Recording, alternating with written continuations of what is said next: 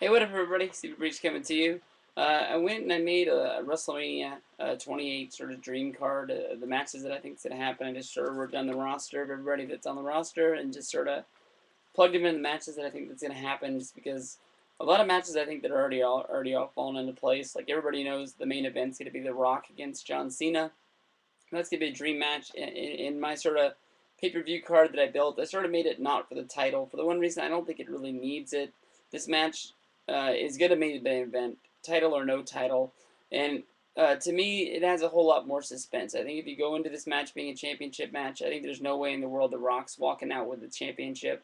I think that everybody knows that it might not be the real end of the road for The Rock, but if we get The Rock on Monday after WrestleMania, we're not getting the next pay per view. It doesn't really make any sense. So I mean, I think Cena's going to win this match no matter what. I just think that's the way it's going to be. But if it's for non-title, there is a way the Rock could capture this and get that big win and walk out of WrestleMania with his hand held high, something he's never been able to do. But I really think this is going to be a pass torching event for the PG era to sort of take something from the Attitude Era and sort of give John Cena that big feather in his cap. He has main evented countless WrestleManias, but this honestly will be the biggest match he's ever had at WrestleMania before.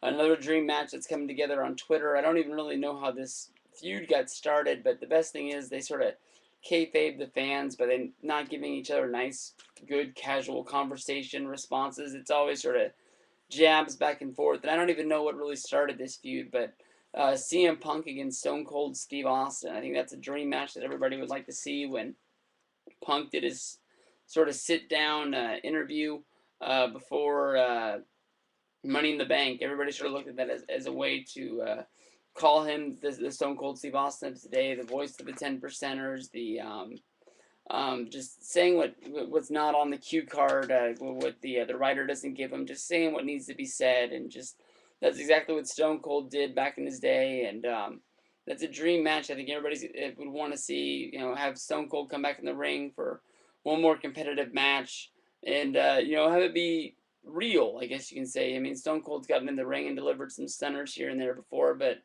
for CM Punk to actually lead him through a real match would be awesome. I mean, that's as big as a dream match is as I can think for Punk and or for Cena and Rock. I mean, it's right there. I think everybody in the world wants to see this, and right there is big pay per view buys. I think that equals a million buys. Just having Cena and Cena and The Rock, and then also having Punk and Austin. I think that's just money. That's money in the bank, as you could say, and it's just great. I don't think there's anything else that you need. I don't think you need to go out and get celebrities. I don't think you need the Miami Heat. I don't think you need Shaq. I don't think you need Dwayne Wade. You won't need Dan Marino showing up. I mean that's just it. I mean from there.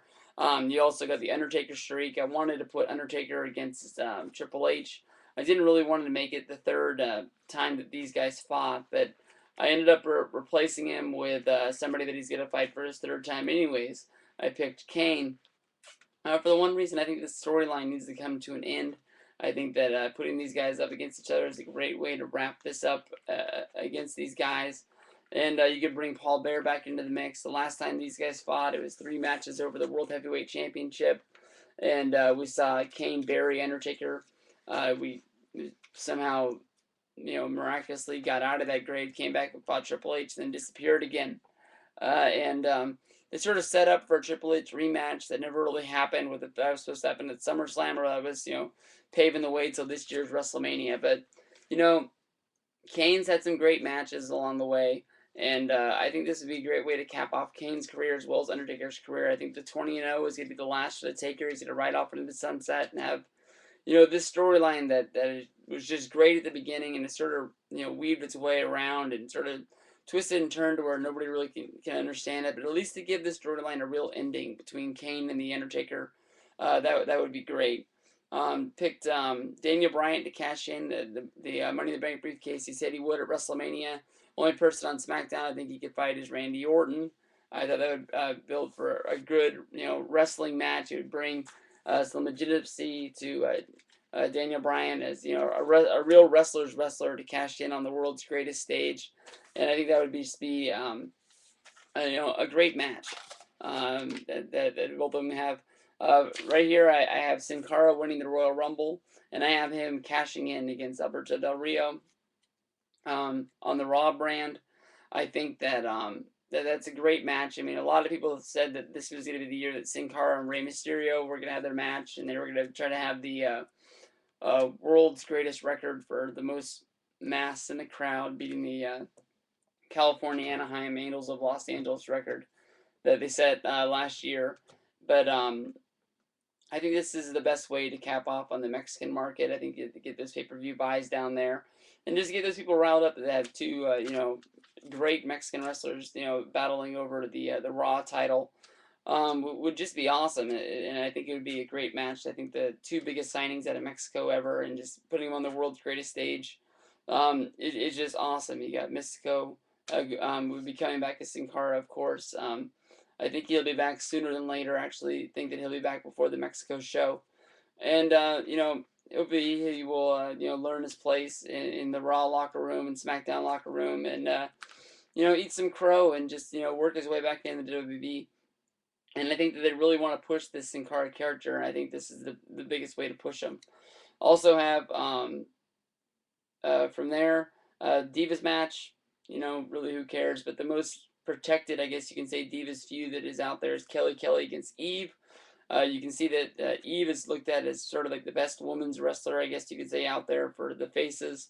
And Kelly Kelly is the champion right now. Who knows if she is the champion, but they are sort of a team that comes together. But you can tell Eve wants to be the champion, and this is probably the biggest way to do it. Plus, Kelly Kelly is like the poster child, you can say, of the WB. And she's the girl they put up on all the posters, the pictures, and the videos, and all that. And even before, winning the title, she wasn't really the greatest wrestler. So, she was just sort of put up there for her face and all that. So, wouldn't be surprised if they put her in this Mania match. A little while back, I made a video saying that I thought Miz and R-Truth were going to team up, become a new tag team, bring some legitimacy back to the tag team titles. Got them going up against Morrison and Riley. Team that really doesn't make sense on paper, but they got to fight somebody. Morrison's a guy that really deserves his spot on the card. I think he is moving his way back up towards the top, and a big Mania appearance could help him get him up the way. Riley's a guy that gets the big pop every week in, week out, and I think they have a strong future for him. I think he is a copycat eraser of the Miz, and but that's just me, and I think that would be a good team to go up against Miz and R-Truth, whether it's for the titles or not. It gets these guys on the card, and Miz definitely deserves that. They're headlining last year's WrestleMania. I don't think there is a real show me match that I can put him back on there. Unfortunately, I don't see him being in the title picture for Mania again, but he is one guy that walked out of there with his hand held high at WrestleMania last year with a title, and that's something like The Rock can never say he's ever done. For the next match, it's my real wrestling match, I guess you can say, more like Randy Orton against CM Punk, or if it's CM Punk and Rey Mysterio. They had a good storyline. They just had a regular match. They didn't have any titles or stipulations or anything like that drawn to it. I picked Sheamus and Christian. These are two guys that have really tore it up. Christian's really moved into his role as being a great heel, and Sheamus has moved into being a great babyface. And you really need to have these guys on the card somehow, and I think it's going to make for an excellent match.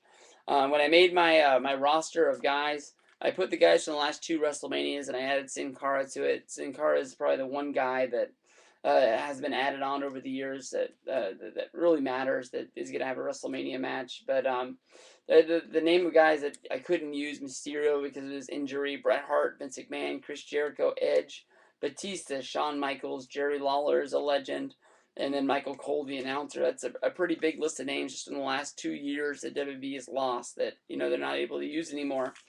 And as well as that, there's a big list of guys that I can't use: Big Show, Cody Rhodes, Ted DiBiase, Jack Swagger, Evan Bourne, Ziggler, Kofi, Wade Barrett, Gabriel. Names that don't really matter on this list: Ezekiel Jackson, Santino, and Heath Slater.